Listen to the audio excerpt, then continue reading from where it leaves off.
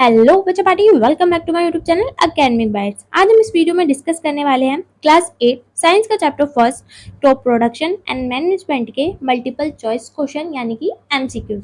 Video start करने से पहले अगर आपने वीडियो को लाइक नहीं किया तो प्लीज वीडियो को लाइक, शेयर और चैनल को सब्सक्राइब जरूर कर दें और बेल आइकन को प्रेस करना ना भूलें ताकि आपको सभी वीडियो की नोटिफिकेशन टाइम टू टाइम मिलती रहे। Now let's start the question. तो हमारा फर्स्ट क्वेश्चन है, which one of the following condition is not essential to grow maize. तो इनमें से कौन सी कंडीशन है जो मेज को ग्रो करने के लिए जरूरी नहीं होती है। तो इसका करेक्ट आंसर हो जाएगा option number B, low temperature जरूरी नहीं होता है मेज को ग्रो करने के लिए। Okay, now move to the next question. Next question है, propagation of ginger is generally done using. तो जो जिंजर का प्रोपोगेशन है वो किसको यूज करके किया जाता है। तो इसका राइट आंसर है स्टेम। स्टेम को यूज करके जिंजर का प्रोपोगेशन किया जाता है। तो इसका राइट आंसर हो जाएगा option number C.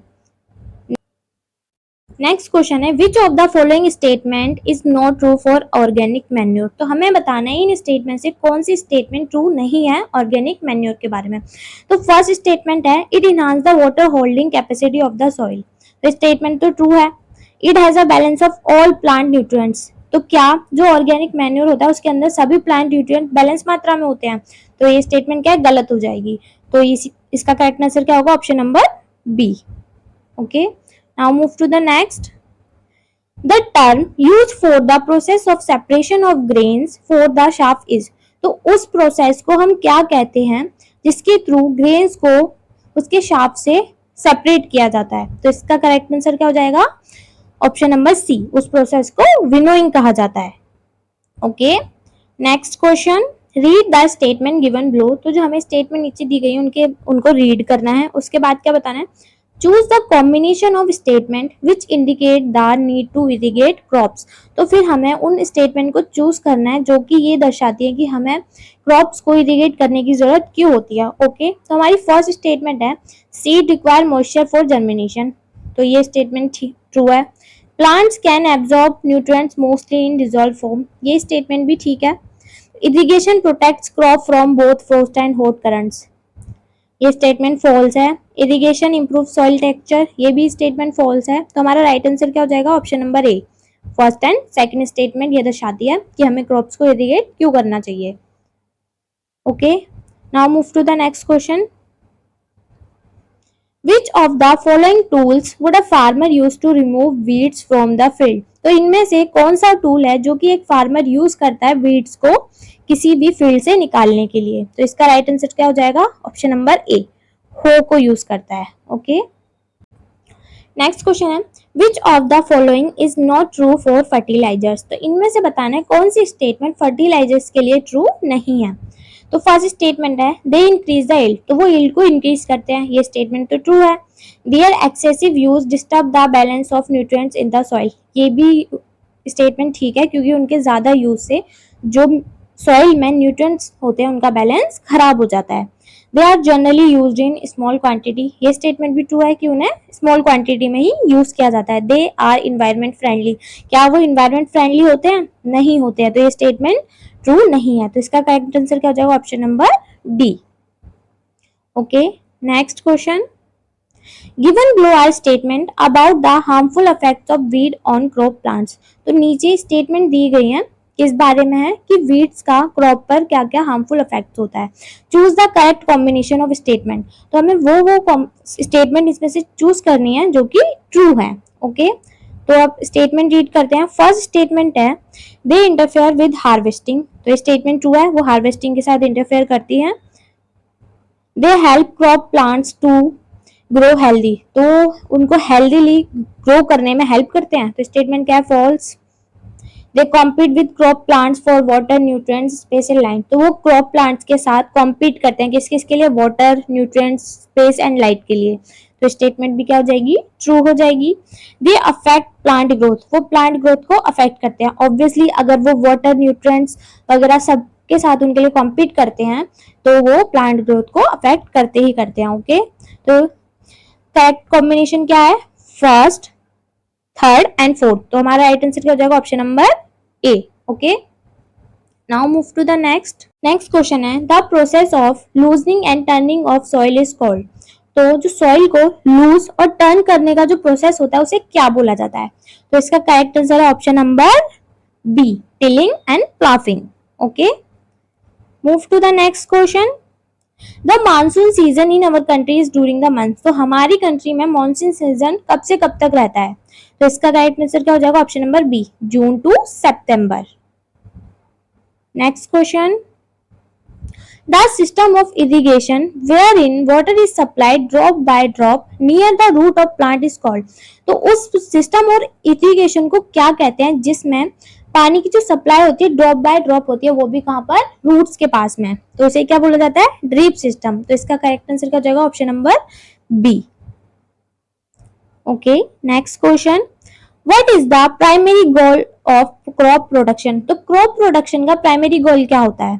To increase crop yield. तो इसका करेक्ट आंसर क्या हो जाएगा? Option number C, crop yield को इंक्रीज करना यानी कि बढ़ाना। ओके, नेक्स्ट क्वेश्चन है, which crop requires the most water. तो हमें बताना है कि इनमें से कौन सी क्रॉप है जिसे सबसे ज्यादा पानी की जरूरत होती है। तो राइस को सबसे ज्यादा पानी की जरूरत होती है। तो इसका करेक्ट आंसर क्या हो जाएगा? Option number B, rice. Move to the next question. Next question है, what is the term for the process of planting seeds at the right depth.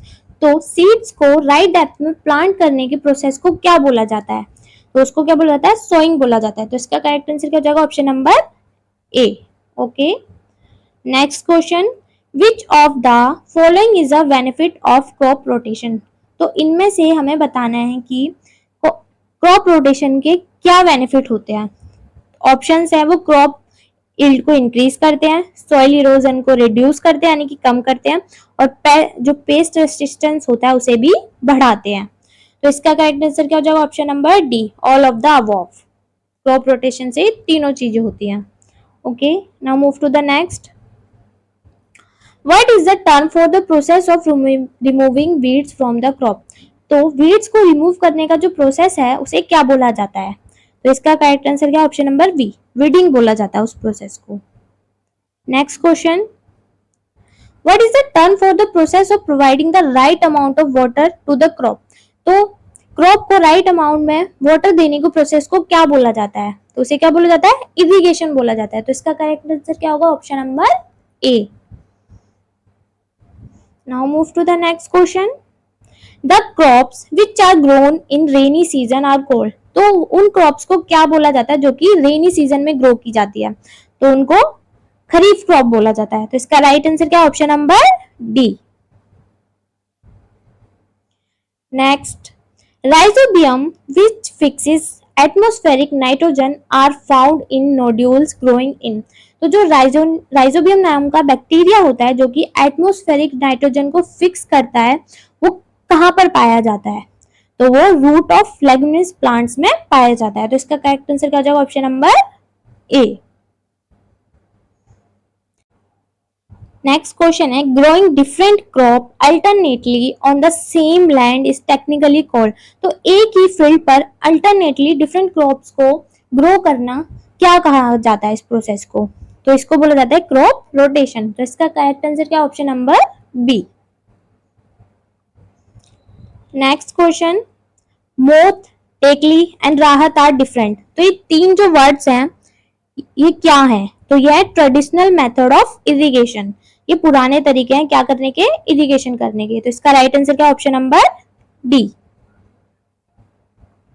Next question है, the farm appliance combine is a combined. तो जो farm appliance होता है जो कि जिसे क्या बोला जाता है? कंबाइन बोला जाता है। वो किन दोनों को कंबाइन करके बना है? तो इसका करेक्ट आंसर है ऑप्शन नंबर सी, हार्वेस्टर और thresher. In which of the following methods of irrigation rotating nozzles are used. तो इनमें से कौन से इरिगेशन के मेथड में रोटेटिंग नोजल्स को यूज किया जाता है? तो स्प्रिंकलर सिस्टम में यूज किया जाता है। तो इसका करेक्ट आंसर क्या? Option number D.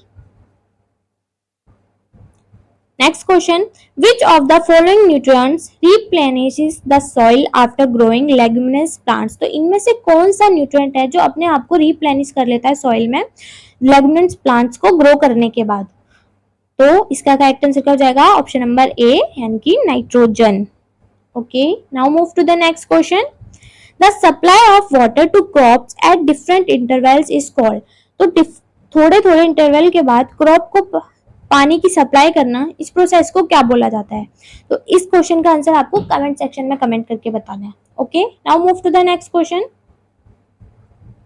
Which of the following is an important factor for the growth of crop? तो इनमें से बताना है कौन सा फैक्टर इंपॉर्टेंट है क्रॉप्स की ग्रोथ के लिए। तो ऑप्शन है टेम्परेचर, रेनफॉल, ह्यूमिडिटी या फिर ऑल ऑफ द अबव। तो इसका करेक्ट आंसर क्या हो जाएगा?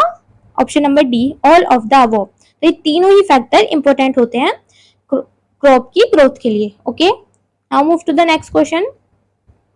Which of the following is a type of fertilizer? तो इनमें से बताना है कि कौन सा एक फर्टिलाइजर का टाइप है। तो फर्टिलाइजर दो तरीके होते हैं, ऑर्गेनिक और इनऑर्गेनिक।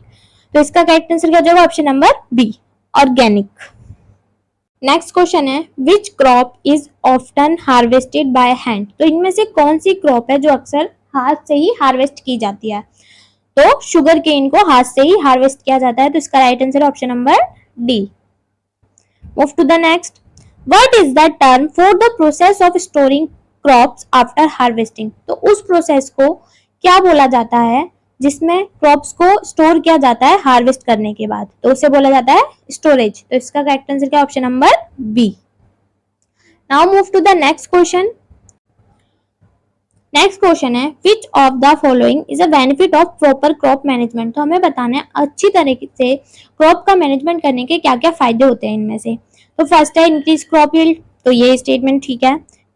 रिड्यूस क्रॉप वेस्ट भी रिड्यूस होता है क्रॉप मैनेजमेंट करने से, ये भी ठीक है। इंक्रीज पेस्ट रेसिस्टेंस, तो जो पेस्ट का रेजिस्टेंस होता है वो भी इंक्रीज होता है, तो ये भी ठीक है। तो इसका करेक्ट आंसर हो जाएगा option number D, all of the above. Next question है what is the term for the process of providing the right amount of nutrients to the crop? तो क्रॉप को सही अमाउंट में न्यूट्रिएंट्स देने का जो प्रोसेस है उसे क्या बोला जाता है? तो उसे क्या बोला जाता है? फर्टिलाइजेशन। तो इसका करेक्ट आंसर है option number A. Now move to the next. Which of the following is a type of crop management? तो इनमें से कौन सा एक क्रॉप मैनेजमेंट का पार्ट है? ऑप्शन है crop rotation, crop selection, crop breeding या ऑल ऑफ द अबव। तो इसका करेक्ट आंसर क्या हो जाएगा? Option number D, all of the above. Next question which crop is often grown for its seeds? तो इनमें से कौन सी क्रॉप है जो कि ज्यादातर उसके सीड्स के लिए उगाई जाती है? तो इसका राइट आंसर क्या हो जाएगा? Option number D, sunflower. Okay, that's it for the video. I hope ये वीडियो आपके लिए हेल्पफुल होगी। अगर ये वीडियो आपके लिए हेल्पफुल है तो प्लीज वीडियो को लाइक, शेयर और चैनल को सब्सक्राइब जरूर कर दें। It will help me a lot. और कमेंट सेक्शन में कमेंट करके जरूर बताएं नेक्स्ट वीडियो किस टॉपिक या फिर किस चैप्टर पे बनानी है।